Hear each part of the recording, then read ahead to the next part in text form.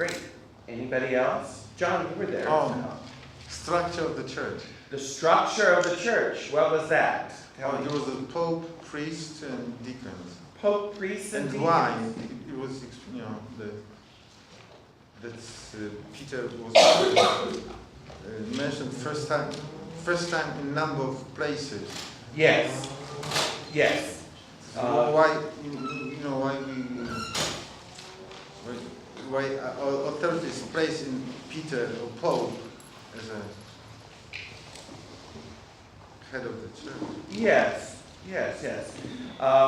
When we remember when I was teaching the book of Acts, I said that the first half could be said the Acts of Peter, the second half could be the Acts of Paul. And the reason for that is that Peter shows prominent in the first 13 chapters of the book of Acts.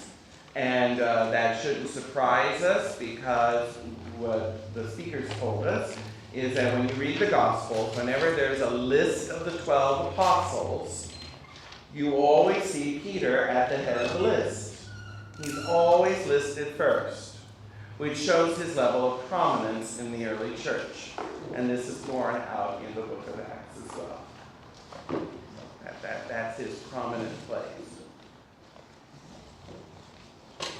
One of the things that Dr. Kincaid didn't go into, I believe it was his talk about that, was that this is the same structure. The structure that Christ developed in his church is the same structure that Moses had with Israel. And I think I mentioned that in our journey. You remember? There was Moses, then he had 3 close associates, Aaron, Nadab, and Abihu. And then under them were the 12 tribes of Israel, the elders of each of the 12 tribes. And then underneath him were 70 others. And this was the structure of Israel's governance. This is how Israel was governed. Okay? In the New Testament, Jesus does the same thing. Jesus is the true head of the church.